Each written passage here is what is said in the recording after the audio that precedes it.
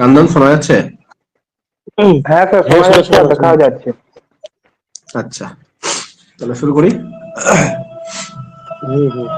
আমি ভাবছিলাম যে আহ, আজকে শেষ করে দেবো মৌলিক অধিকারগুলো, কিন্তু হলো না। অনেকগুলো বিষয় আছে, বিশেষ করে ওই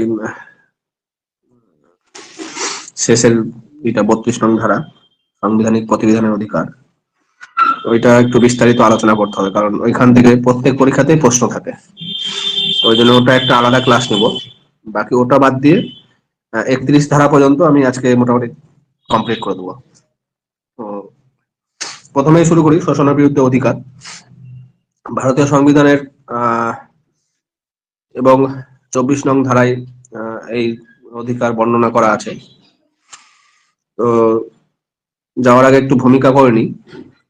ভারতের সংবিধানের প্রস্তাবনায় আমাদের একদম স্পষ্টভাবে বলা আছে সামাজিক, অর্থনৈতিক, রাজনৈতিক ন্যায় বিচার প্রতিষ্ঠা করা। তো ন্যায় বিচার কখন হবে? যদি শোষণ মুক্ত সমাজ প্রতিষ্ঠা করা যায়। তো সেজন্য যে সমাজে শোষণ আছে বা যে সমাজের মধ্যে আহ বৈদেশিক শাসন আছে বা নাগরিকের বিরুদ্ধে কোনো কিছু করার অধিকার আছে সরকারের, সেখানে কিন্তু এই ন্যায় বিচার প্রতিষ্ঠিত হয় না। আর সেজন্য এই শোষণের বিরুদ্ধে অধিকার, আর সেই অধিকার নাগরিকদের দেওয়া হয়েছে, আর সেটা দেওয়া হয়েছে 23 ও 24 নং ধারাতে। নাগরিকরা এই অধিকার ভোগ করে থাকে। 23 নং ধারাতে কি বলেছে? আমি একটু অন্যরকম ভাবে আজকে ক্লাসটা প্রেজেন্ট করছি। একবারে সংবিধানের ধারাতে কি বলা হয়েছে সেটা আমি ইংরেজিতে প্রথমে তুলে ধরছি, তারপরে সেটা ব্যাখ্যা করার চেষ্টা করব। তো সংবিধানের 31(1) নং ধারা, 31(1) নং ধারাতে বলা হয়েছে, traffic in human being and বেগার and other similar forms of forced labour are prohibited, and any contraventions of these provisions shall be an offence punishable in accordance with law. অর্থাৎ বাংলা কি বলছে? ভারতীয় নাগরিকদের দাস হিসাবে কেনা বেচা, স্ত্রী লোকদের দিয়ে নীতি বহির্ভূত কাজ করানো বা বিনা বেতনে কাজ করানো বা শিশুদের কেনা বেচা ইত্যাদি বন্ধ করা হয়েছে। অর্থাৎ আগেকার দিনে কি হলো? আগেকার দিনে বিশেষ করে গ্রিক যে শাসন ব্যবস্থা বা গ্রিক নগর রাষ্ট্র, সেখানে দাস ব্যবস্থাকে একটি বৈধ ব্যবস্থা হিসেবে সেখানে স্বীকৃত ছিল। এছাড়াও আমাদের যদি ভারতবর্ষের ক্ষেত্রে দেখা যায়, মধ্যযুগে বা তার পরবর্তীতে বা জমিদারি ব্যবস্থার সময়, সেখানে কি ছিল? প্রজাদের বিনা বেতনে কাজ করানো হতো। বিনা বেতনে যে কাজ করা, সেটাকে বেগার ব্যবস্থা বলছে। এখানে একটা শব্দ ইংরেজিতে ব্যবহার করা হয়েছে, বেগার।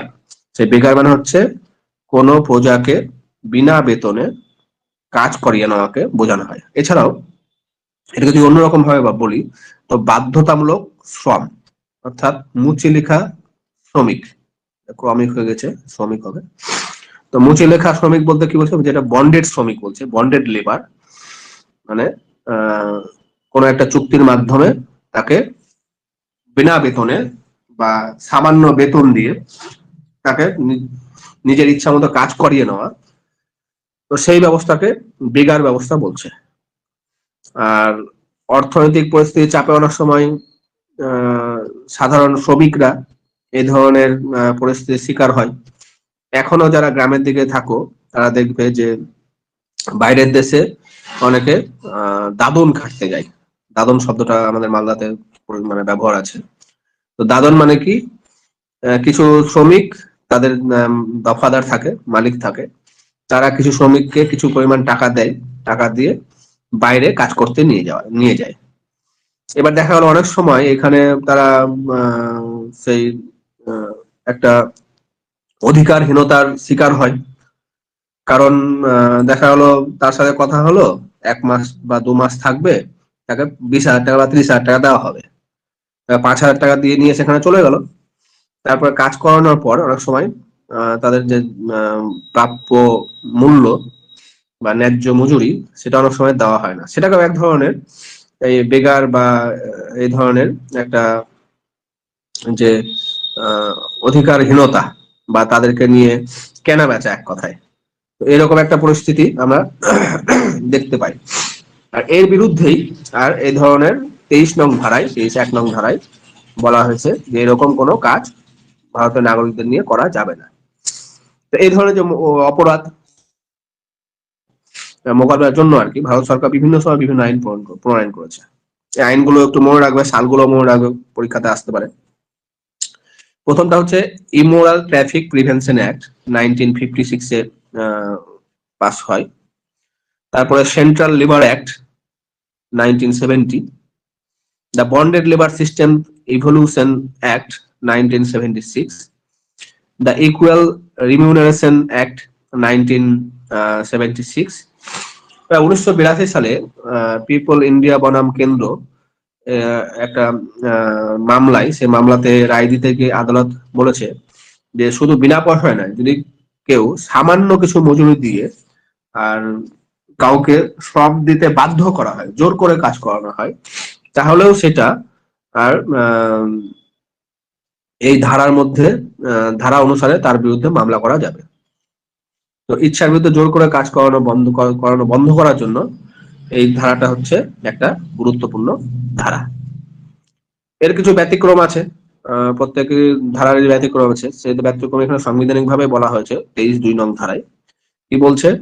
Nothing in this article shall prevent the state from imposing compulsory service for public purpose, and in imposing such service the state shall not make any discriminations on ground only of religion, race, caste or class or any of them।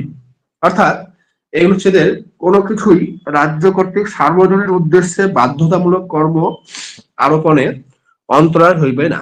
অর্থাৎ মানে রাজ্য যদি সার্বজনীন কল্যাণের জন্য কোনো কাজ করে, আর কি বলছে, এরূপ কর্ম আরোপ করতে কাহারোপিত কেবল ধর্ম, প্রজাতি, জাতি বা শ্রেণী হেতুতে অথবা তার মধ্যে যে কোনো একটি হেতুতে রাজ্য কোনো বিভেদ করিবে না। এটা পুরোপুরি সংবিধান থেকে নেওয়া হয়েছে, বাংলা ভাষা সংবিধান থেকে, সেজন্য একটু ভাষাটা সাধু ভাষায় আছে।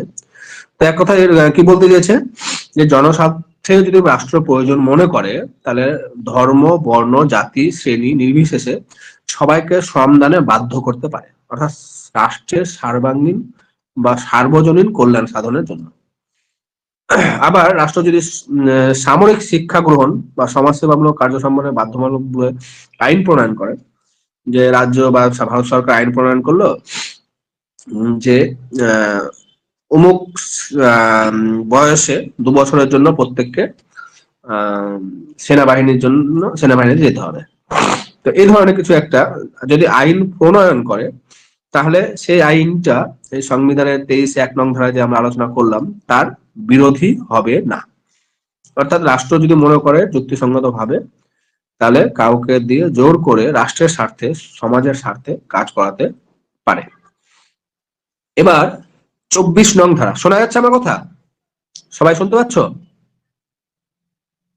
হ্যালো, বলো একজন। সুরজিৎ? হ্যাঁ হ্যাঁ। তো 24 নং ধারাতে কি বলছে? সংবিধানে বলে দিয়েছে যে no child below the age of 14 years shall be employed to work in any factory or mine or engage any other hazardous employment। অর্থাৎ 14 বছরের কম বয়সী কোনো শিশুকে কারখানা, খনি বা সেই ধরনের সংকটজনক কোনো কাজে যুক্ত করা যাবে না। এই ধারাটি ভারতে ব্যবসায়ী নাগরিক ও বিদেশিরাও বসবাসকারী নাগরিক ও বিদেশিরাও ভোগ করতে পারে। সব মৌলিক অধিকার, সেই মৌলিক অধিকারের বাস্তবে রূপদানের জন্য ভারত সরকার বিভিন্ন সময় যদিও বিভিন্ন আইন প্রণয়ন করে। সেই আইনগুলি কি? যেমন ফ্যাক্টরি অ্যাক্ট 1948। এই অ্যাক্টগুলো শুধু সাল আর নামটা মনে রাখবে। 1952 কি? The mines act. The child labour prohibition and regulation bill 1986। তারপর বলছে plantation labour act 1951, the motor transport worker act 1951, the merchant shipping act 1958, apprentice act 1961, the bidi and cigar worker act 1966। এই সমস্ত আইনের মাধ্যমে এই যে চাইল্ড লেবার বা trafficking, women trafficking হোক বা চাইল্ড ট্রাফিকিং বলতে পারি আমরা, এই ধরনের সমস্ত কাজকে বন্ধ করার জন্য ভারত সরকার এই আইন এগুলো পাস করেছে এবং সেগুলো কার্যকরী করার চেষ্টা করেছে। এছাড়াও শিশুদের অধিকার রক্ষার জন্য জাতীয় কমিশন এবং বিভিন্ন রাজ্যে আর কমিশন গঠন করার জন্য ভারত সরকার কি করেছে, 2005 সালে the commission for protection of child right act 2005 এই অ্যাক্টটা পাস করে।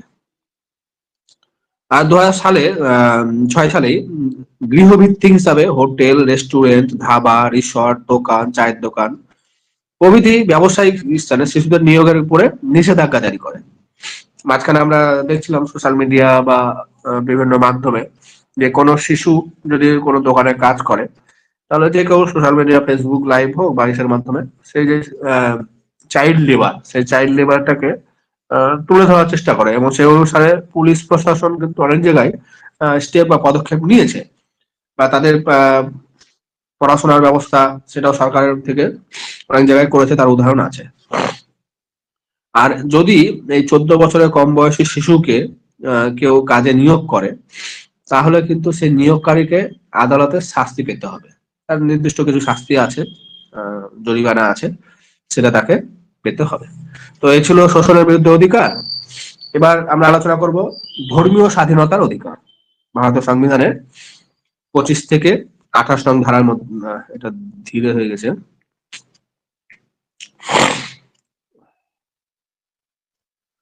ভারতীয় সংবিধান ধারা হবে ভারতীয় সংবিধানের 25 থেকে 28 নং ধারাতে ধর্মীয় স্বাধীনতা অধিকার বর্ণনা করা আছে। তো সেখানে কি বলা আছে তার আগে একটু আমরা ভূমিকা একটু আলোচনা করি।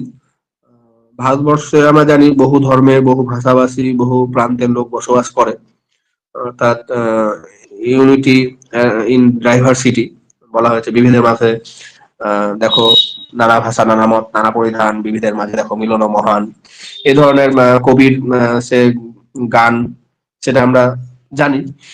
আর এই যে নানা ভাষা, নানা মত বা নানা ধর্মের লোক ভারতবর্ষে বসবাস করছে, এই বিভিন্ন ধর্মের লোকেদের মধ্যে ডিভাইড অ্যান্ড রুল, এই ডিভাইড অ্যান্ড রুল পলিসি অনুসরণ করে ইংরেজরা কিন্তু ভারতবর্ষে প্রায় 200 বছর রাজত্ব করেছে। আর এই ইংরেজদের দেওয়া যে ডিভাইড রুল বা সাম্প্রদায়িকতার জিগির, সেই সাম্প্রদায়িকতার জিগিরের কারণে আমরা দেখেছি ভারতবর্ষ যখন স্বাধীন হলো তখন কিন্তু দুটো দেশে বিভক্ত হলো, একদিকে পাকিস্তান সৃষ্টি হলো, অন্যদিকে ভারত। যদিও পাকিস্তান নিজেকে ইসলামিক রাষ্ট্র হিসাবে সৃষ্টি হয়েছে, কারণ মুসলিম লীগ ধর্মের ভিত্তিতেই দেশটাকে ভাগ করতে চেয়েছিল। মোহাম্মদ আলী জিন্নাহ তার যে দ্বিজাতি তত্ত্ব, সেই দ্বিজাতি তত্ত্বের ভিত্তিতেই দেশটাকে ভাগ করার চেষ্টা ভাগ করেছেন আর কি। আর সেই কারণে তারা ইসলামিক রাষ্ট্র হিসাবে নিজেকে প্রতিষ্ঠিত করেছিল। কিন্তু ভারতবর্ষ তার পরম্পরাগত, তার ঐতিহ্যগত ভাবে নিজেকে ধর্মনিরপেক্ষ রাষ্ট্র হিসাবে আর প্রতিষ্ঠা করে বা রেখে দেয়। আর এই ধর্মনিরপেক্ষতার আদর্শকে বাস্তবে প্রতিষ্ঠিত করার জন্যই সংবিধানের রচয়িতাদের মধ্যে রচয়িতারা এই ধর্মীয় স্বাধীনতা অধিকার, শেষ ধর্মীয় স্বাধীনতা অধিকার সংবিধানে তুলে ধরেছে। এ বিষয়ে অনন্ত শয়নম আয়াঙ্গার তিনি কি বলছেন, we are pledge to make the state a secular one, অর্থাৎ আমরা ভারতবর্ষকে বা এই রাষ্ট্রকে ধর্মনিরপেক্ষ প্রতিষ্ঠিত করতে বদ্ধপরিকর। আর এই জনগণের যদি ধর্মীয় স্বাধীনতা না দেওয়া হয় তাহলে কিন্তু ধর্মনিরপেক্ষ রাষ্ট্র গঠন করা সম্ভব নয়। ধর্মনিরপেক্ষ মানে রাষ্ট্র কারো পক্ষে নয়, কোনো ধর্মের পক্ষ নয়, বা রাষ্ট্র কোনো বিশেষ ধর্মের প্রতি সমবেদনামূলক বা সাহায্যমূলক কাজ করবে না। সবাই রাষ্ট্রের কাছে সব ধর্মই সমান। তো এই ধর্মনিরপেক্ষ রাষ্ট্র গঠনের পিছনে এই যে ধর্মীয় স্বাধীনতা, আহ, এখানে যে 25 থেকে 28 নং ধারার মধ্যে বর্ণনা করা আছে, সেই ধর্মীয় স্বাধীনতা হচ্ছে এর একটা ধর্মনিরপেক্ষ রাষ্ট্র গঠনের মূল ভিত্তি। অধ্যাপক জে.সি. জোহারি বলেছেন, the guarantee of fundamental right relating to religion constitute the sheet anchor of our secular state. এটা কতটা গুরুত্বপূর্ণ, আর সে কারণে ভারতীয় সংবিধানের 25 থেকে 28 নং ধারায় নাগরিকদের ধর্মীয় স্বাধীনতার অধিকার আলোচনা করেছে। এবার আমি এই ধারাগুলো, এই 25 থেকে 28 নং ধারা একে একে সংবিধানে কি বলেছে এবং তার একটু সংক্ষিপ্ত ব্যাখ্যা আমি আলোচনা করার চেষ্টা করছি। তো 25 নং ধারায় কি বলেছে? 25 নং ধারায় বলেছে যে subject to public order, morality and health and to the other provisions of this part, all persons are equal entitled to freedom of conscience and the right freely to profess, practice and propagate religion. অর্থাৎ ভারতবর্ষে বসবাসকারী প্রত্যেক নাগরিক তার বিবেক অনুসারে, তার বুদ্ধি অনুসারে, তার নিজের ইচ্ছা অনুসারে ধর্ম স্বীকার, ধর্মাচরণ, ধর্ম প্রচারের স্বাধীনতা ভোগ করবে।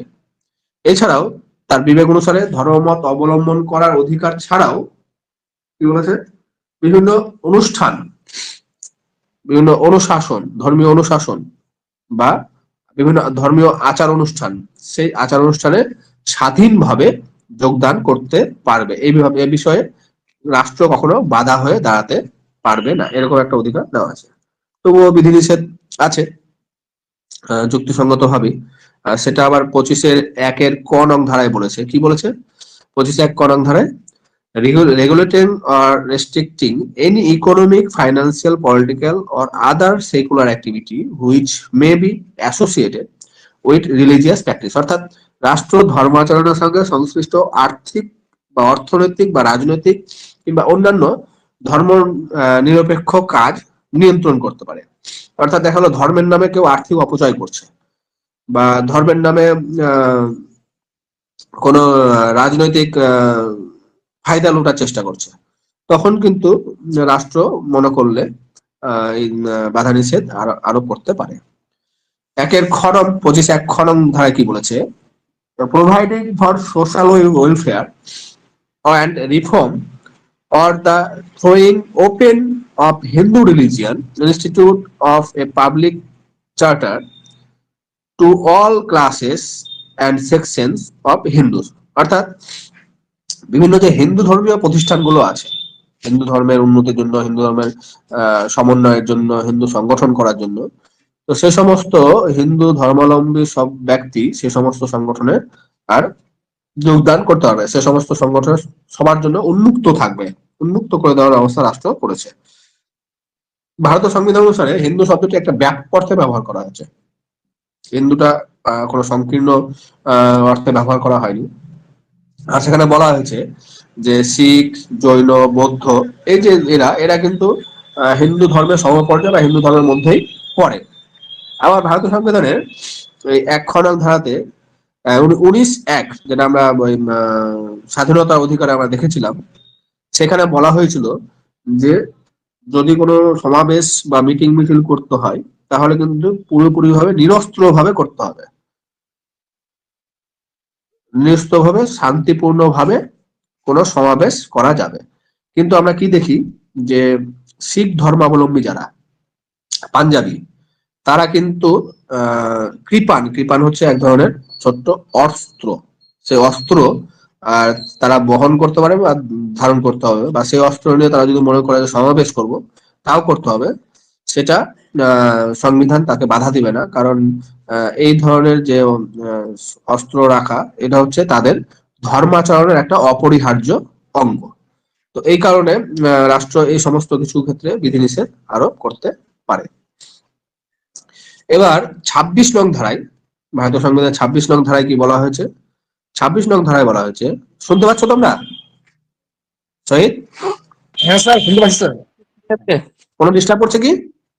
না স্যার, আচ্ছা, তো সকালে তো ভালো। 26 নং, হ্যাঁ, 26 নং ধারায় বলা হয়েছে, subject to public order, morality and health, every religion, denominations or any sections thereof shall have the right, কি right, to establish and maintain institution for religious and charitable purpose, to in matter of religion, to own and acquire movable and immovable property, and to administer such property in accordance with law. অর্থাৎ এখানে চার ধরনের অধিকার এখানে দেওয়া হয়েছে। আমি পরের স্লাইডে বাংলাতে আলোচনা করছি। এখানে কি বলা হয়েছে? বলা হয়েছে যে ভারতবর্ষে অবস্থানকারী প্রতিটি সম্প্রদায় বা তার যে কোনো অংশ ধর্মদানের জন্য সংস্থার স্থাপন ও রক্ষণাবেক্ষণ করতে পারবে।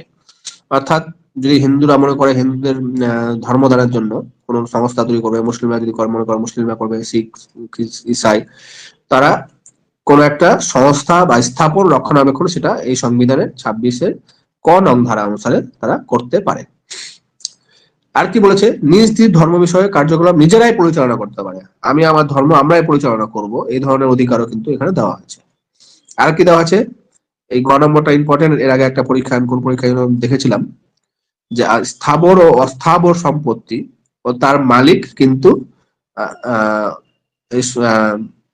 সেই সম্প্রদায় বা সেই সংগঠন হতে পারবে, সেই চ্যারিটেবল ট্রাস্ট সেটা তারা হতে পারবে। আইন অনুসারে সেই সম্পত্তি পরিচালনা করতে পারবে। বলা হয়েছে যে যে সম্পত্তি কোনো সংস্থা বা ধর্মীয় সংগঠন, যেরকম ওয়াকফ বোর্ডের কথা বলতে পারি আমরা। হ্যাঁ, কে জয়েন করতে পারছে না, গ্রুপে এসএমএস করেছে। আচ্ছা,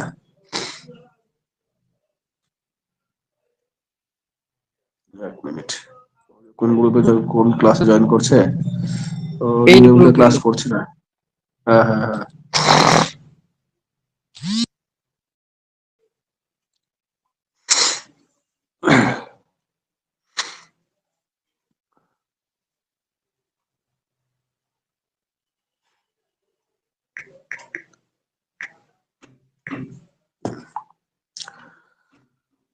তো এইভাবে 26 নং ধারাতে বিভিন্ন, বিশেষ করে যে ধর্মীয় সম্প্রদায় আছে তাদের সংগঠনগত বা ধর্ম প্রচারগত বা সংগঠনের সম্পত্তি রাখা বা পরিচালনার ক্ষেত্রে গুরুত্বপূর্ণ আর অধিকারগুলো দেওয়া হয়েছে।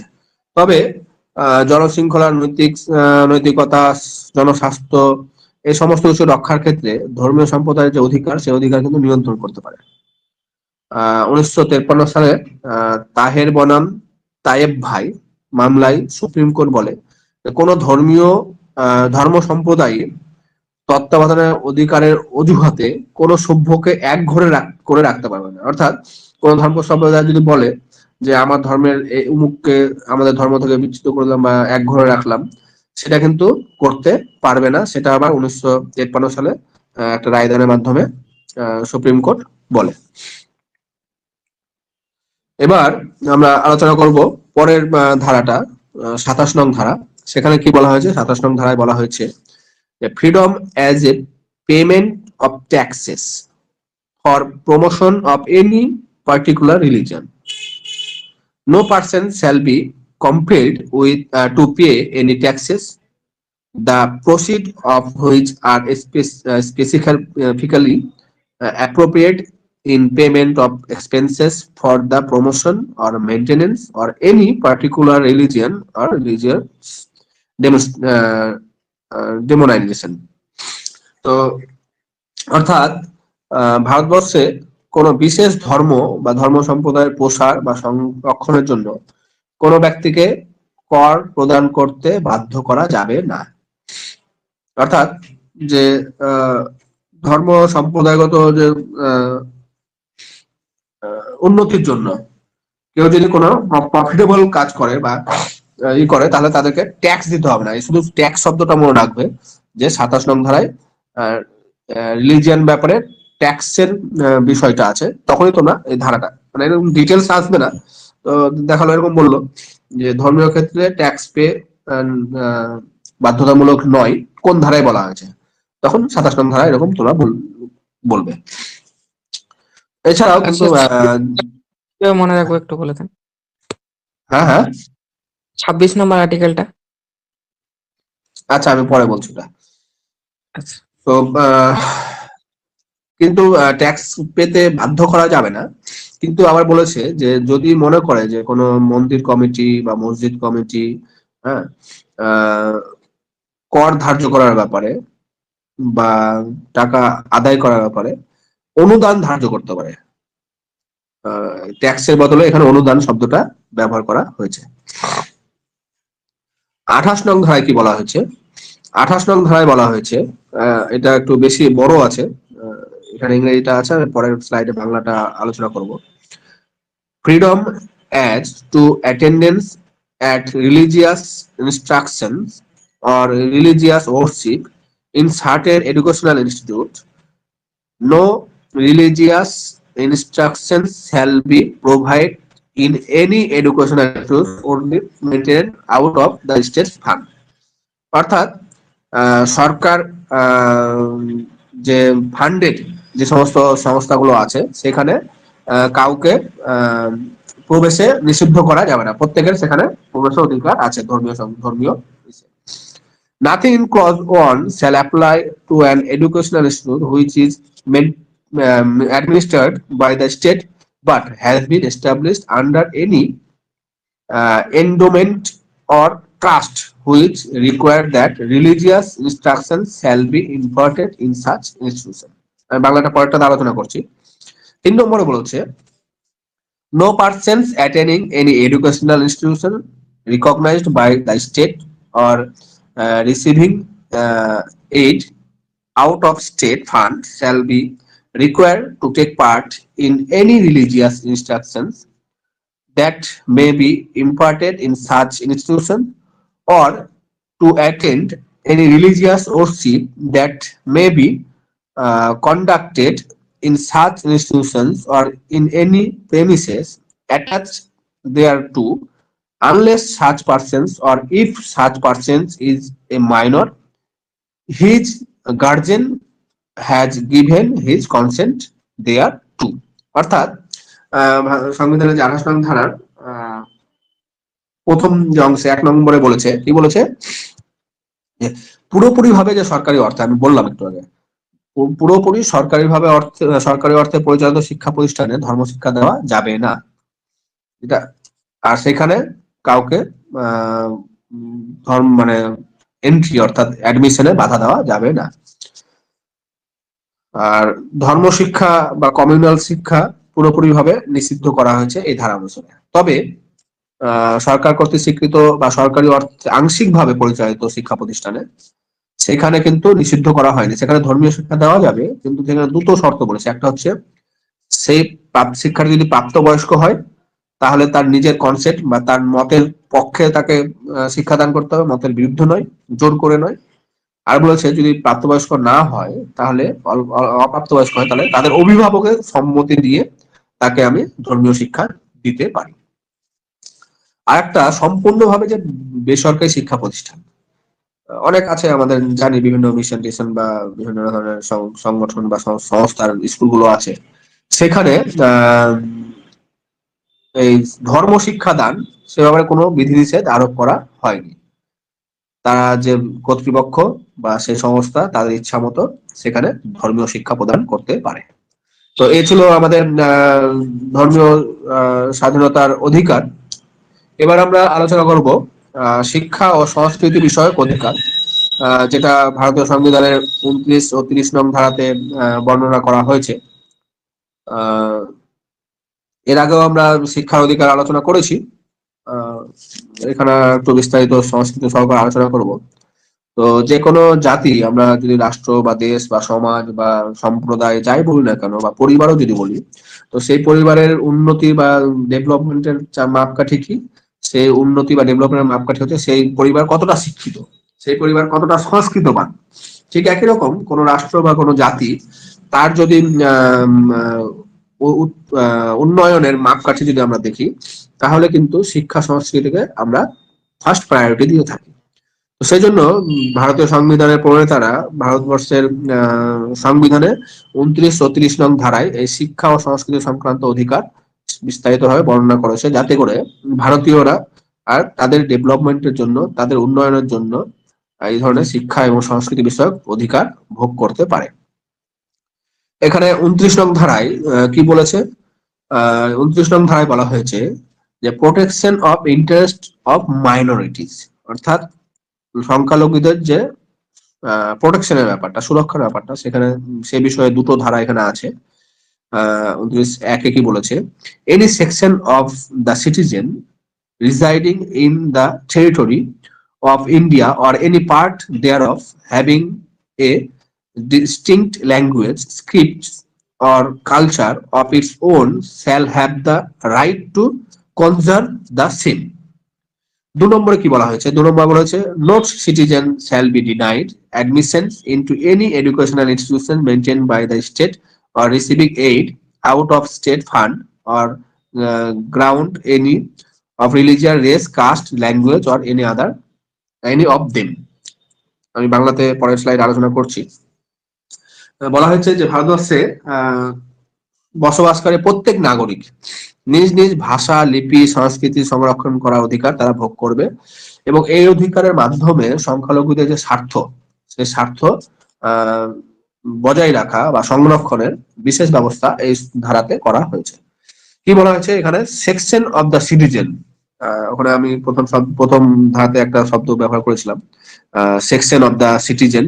এখানে দেখো আছে সেকশন অফ দ্য সিটিজেন বলতে কাদের বোঝানো হয়েছে? এখানে স্পষ্ট ভাবে সেকশন অফ দ্য সিটিজেন বলতে সংখ্যালঘু সম্প্রদায়, যারা ধর্মীয়ভাবে সংখ্যালঘু, তাদের কথা বোঝানো হয়েছে। এছাড়াও রাষ্ট্র কর্তৃক পরিচালিত অথবা সরকারি সাহায্যপ্রাপ্ত কোনো শিক্ষা প্রতিষ্ঠানে প্রবেশ অধিকারের থেকে কোনো ব্যক্তিকে ধর্ম, বংশ, জাতি, ভাষার ভিত্তিতে বঞ্চিত করা যাবে না। আমি আগের ধারাটা একটু ভুল বলছিলাম, সেখানে এন্ট্রির কথা বলছিলাম, এন্ট্রি ছিল না, সেখানে প্রচার প্রসারের কথা ছিল। যাই হোক, আর কি বলা হচ্ছে? এই শিক্ষা প্রতিষ্ঠানগুলোতে প্রবেশের জন্য উপযুক্ত যোগ্যতা স্থির করতে পারে। শিক্ষা প্রতিষ্ঠানে প্রবেশের ক্ষেত্রে যেমন ধর্ম, বর্ণ, জাতি, ভাষা ইত্যাদি ক্ষেত্রে কাউকে বঞ্চিত করা যাবে না, কিন্তু সেই শিক্ষা প্রতিষ্ঠান যদি মনে করে যে কিছু যোগ্যতা, এলিজিবিলিটি ইংরেজিতে বলছে, সে যোগ্যতা স্থির করে দিতে পারে। যেমন ধরে নাও কেউ যদি 5-এ ভর্তি হতে চায়, তাহলে তাকে কমসে কম 5-এ ভর্তি হওয়ার জন্য যে বয়স 10+ বা 11+ যেটা আছে নিয়ম, সেই নিয়ম অনুসারে সেটা তাকে যোগ্যতা স্থির করতে পারে। তাকে 4 পাস করে আসতে হবে, 4 পাস না করে 3 থেকে 5-এ নেওয়া যাবে না। এই ধরনের কিছু যোগ্যতা শিক্ষা প্রতিষ্ঠানগুলো আর স্থির করে দিতে পারে, আর সেই অনুসারে তাকে প্রবেশে বাধা দিতে পারে। এইসব শিক্ষা প্রতিষ্ঠানগুলো সাহায্য প্রদানের ক্ষেত্রে রাষ্ট্র কোন রকম বৈষম্যমূলক আচরণ করবে না। অর্থাৎ একটি শিক্ষা প্রতিষ্ঠানকে বিশেষ সুযোগ সুবিধা করে দিচ্ছে, অন্য শিক্ষা প্রতিষ্ঠানকে বঞ্চিত করছে, এরকম রাষ্ট্র করবে না। তবে ধর্মের ভিত্তিতে আসন সংরক্ষণ করা যাবে না। আমরা জানি যে ভারতবর্ষের ধর্মের ভিত্তিতে কোথাও আসন সংরক্ষণ নাই, সেটা এই সংবিধানের 29 নং ধারায় বলে দেওয়া হয়েছে। 30 নং ধারায় কি বলেছে? 30 নং ধারায় বলছে যে ভারতের সংবিধানে 30 নং ধারায় right of minorities to establish and administration educational institution. সংখ্যালঘুদের জন্য, ওখানে ধর্মীয় সম্প্রদায়ের কথা বলেছে, এখানে সংখ্যালঘুদের জন্য, দুটোর মধ্যে একটু পার্থক্য আছে। আগেও কিন্তু আমরা ইনস্টিটিউট প্রতিষ্ঠার ব্যাপারে আলোচনা করলাম, সেখানে যে কোনো ধর্ম সম্প্রদায়, হিন্দু, মুসলিম, শিখ, ইসাই। আর এই 30 নং ধারাতে বিষয়টা মনে রাখবে, এখানে মাইনরিটিস, সংখ্যালঘু সম্প্রদায় কি করতে পারবে? All minorities weather based on religion or language. দেখো এখানে ভাষাকেও কিন্তু মাইনরিটির দরজায় দিচ্ছে।